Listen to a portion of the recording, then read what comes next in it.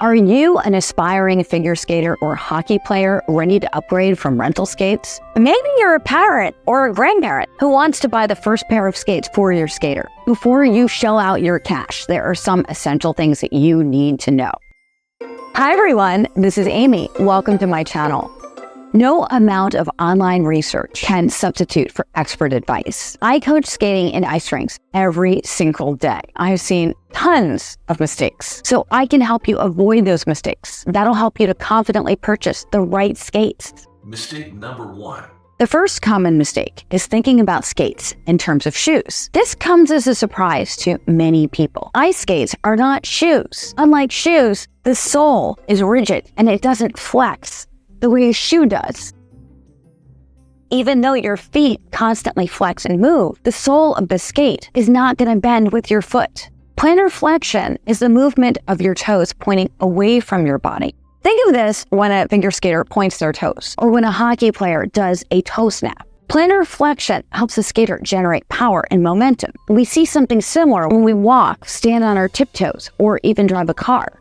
But in ice skates, this sole is not going to bend. Different manufacturers have unique ways to allow that plantar flexion to happen so that the sole of the skate doesn't bend with your foot. The skate is built over a last, which is a shape that resembles a foot that the skate is formed around. Different manufacturers, and often even different models of skates from the same brand, use different lasts to form the shape of the skate. This is important for you to know because some brands or models are designed with a narrower toe box and others with a broader toe box. The same is true for the heel, where some are narrower and others are wider. There's also the arch and the heel pitch. This varies from brand to brand. Why does this matter though? If the arch or the heel pitch is unsuitable for you, your weight can go entirely on the ball of your foot. That's not what you want, because depending upon what you're doing in the skate, you need to be able to transfer your weight to the correct part of the blade within the skate. For example, if you're skating forward, your weight should be on the middle back of the blade. And when you're skating backward, your weight should be on the middle front of the blade. If a skate's heel is too steep, it can cause you to pitch forward. This can lead to your toe pick scraping on the ice. Plus, your feet quickly become tired and sore. You're going to feel this in your lower back too. You want your weight to be evenly distributed over the blade, with your arch correctly supported, so that you can control your weight over the blade at any given time. This may mean using an insole made for skates. Mistake number 2. Not getting the correct size skate. Skating in skates that don't fit correctly is probably the most common mistake that I see. There's a good reason why this happens, because skate sizing differs from shoe sizing, and sizing is different for every brand and sometimes different models within the same brand. Buying skates that don't fit you correctly can lead to discomfort, blisters, lack of control on the ice, and sometimes even serious or chronic injuries. This can be exacerbated not only by the size of your foot, but also your foot's proportion, even if you're theoretically in the correct size for the length of your foot. The other proportions, such as the width, might not be suitable for you. Two significant proportions are the back of the heel to the ball of the foot and the ball of the foot to the end of the toes. These proportions can vary widely from skater to skater. If you've skated in skates that were your correct size based on your foot length, but found that you slid really far forward, leaving a big gap behind your heel, that's probably because you have longer toes. So your foot would slide forward to find where the ball of your foot should be. The space for your toes is not proportionally long enough. So no matter what you try to do to push your foot around in that skate to get to the right spot, it just might not work for you. Of course, you can add cushions under the ball of your foot to raise where that space is, but you must ensure you have enough room in the toe box and that you're correctly balanced over the blade. There are a variety of toe box shapes. Not all of them work for every type of foot. If your foot has the opposite issue and is longer in the back than the front, you might find that your arch isn't supported in the right spot. It's also vital that your heel stays in place. If your heel lifts up and down in the skate or is shifting from right to left, the heel pocket may be larger than what your foot needs. That lifting, shifting, and rubbing can cause blisters. It may also cause your ankle to roll, resulting in an ankle sprain, strain, or even a broken bone or two. This can happen when you're not tying your skates correctly, or if the skate doesn't have a good quality construction. Like those skates that have buckles, you've seen those, right? The laces on a skate help to support your foot and lock your heel down. But if your laces are not tied correctly, or you have buckles or straps instead, there may not be enough force to lock your ankle down. Remember, your foot's gonna move around a lot, even if your skate doesn't. You need to strap in for that ride. That's where the laces come in. If you only have a few buckles or don't tie those laces tightly or correctly, your foot will not be secure. Let's focus on those skates with buckles or straps for a bit, because many skaters come to learn to skate group lessons or even private lessons with those kinds of skates. Often, parents buy them because they're adjustable in size and are marketed to save you money as your child grows. But let me be frank with you. This is a marketing ploy. Your child cannot learn to skate with proper technique in that kind of skate. For one thing, the buckles or straps are not substantial.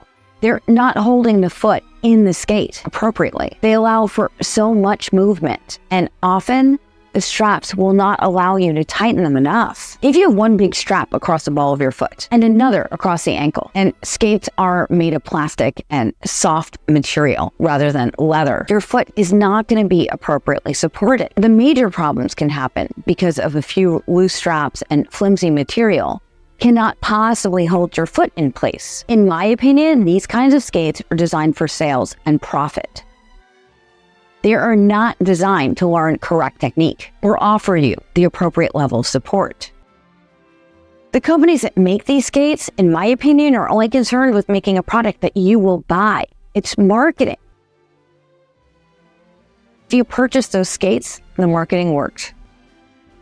I go into more detail about those kinds of skates in another video where I actually tried them. I have it here. Let me show you. These are the skates I tried. So I do know from experience what they feel like. I got them because I wanted to be able to relate to what the skaters that wore them were dealing with. They're made of plastic. This is just plastic. It's not even good plastic. You have a couple of straps here, okay? You have really soft and unsupportive flexible material. You do have laces in these, but they don't tie tight enough, and they change size. But the blade doesn't change size with the boot, and that means you're never going to be correctly balanced over this blade. There's a link to the video on these in the description down below. You definitely want to watch that because you want to see me try these and what happened to somebody that does this for a living. Mistake number 3. Ignoring skill level. If you're in lessons, don't make the mistake of purchasing skates designed for recreational skating just a few times a year. That would be those skates with buckles that I just had. Also, don't be fooled by skates that have the look you want, but don't provide appropriate support.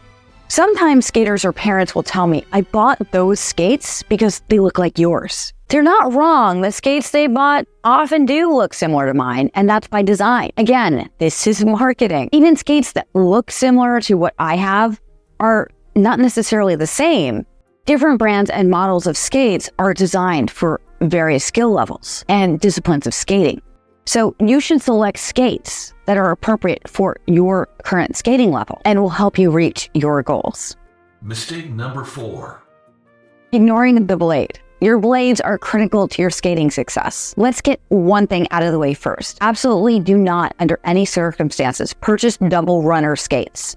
Many rinks don't permit them, and they're definitely not allowed if you're taking lessons. With that out of the way, just like skates, blades range in quality and are designed for different levels, just like skates are. If you stick with skates from reputable brands like Jackson and Rideout when you purchase a beginning boot and blade package, the appropriate blades are matched with the support level of the skate. Remember, skates do not come sharpened though, so you have to get them sharpened before you can skate on them safely. I have a whole series of videos on blades. There's a link to those videos in the description down below. Mistake number 5. Don't skip out on getting professional guidance. Don't be afraid to ask your coach or the rink skating director where you can go to get correctly fitted for skates. Coaches are experienced and know the best skate techs in your area. Coaches can also guide you in choosing the right skates based on your needs and preferences. Then, the professional skate tech that they've recommended will be able to provide you with further guidance at your fitting. A reputable specialty shop will not sell those adjustable skates or any low-quality skates. So be prepared to spend around $100 to $150 on your first pair. Getting professionally fitted is critical though. Many people think they'll get a better deal if they do their own research and order online or go to Dick's Sporting Goods, Target, or Walmart. It's possible that you could save a couple bucks that way. But when I say a couple bucks, I mean that. Skate manufacturers have suggested retail pricing. It's really rare to find skates that are priced much lower than that. There are times that you will actually get a better deal if you go to a skate tech at a specialty skate shop. Sometimes they'll have slightly older inventory that may be on sale to make room for newer skates. Other times they might have ordered something for a particular skater and they never came in to pick it up. So you could really get a deal there. Otherwise, skate prices are pretty much the same wherever you go. Another reason to go to a professional skate tech is that they can heat mold the boots for better performance and comfort, adjust any areas of discomfort, and sharpen your blade too. Often these additional services are included with your purchase the first time. Remember, all new skates must be sharpened before you can skate on them. When you go to a recommended professional tech in a reputable specialty shop, you can be sure that you'll leave the store with a well-fitted pair of ice skates. Whether you're a beginner or an experienced skater, avoid these common mistakes when buying ice skates. Proper sizing, matching your skill level, considering ankle support, blade quality, comfort, and seeking professional guidance are absolutely critical to getting the perfect pair of ice skates. If this video helped you, please give it a like and share it with somebody else who it could help. Just post it to your social media too. I post videos every week that can help you with your skating. So be sure to subscribe and ring that bell so that you never miss a video. I have more videos about purchasing skates right here. Watch this one next. This is Aimée. Happy skating. Thank you for watching. I will see you real soon. Bye.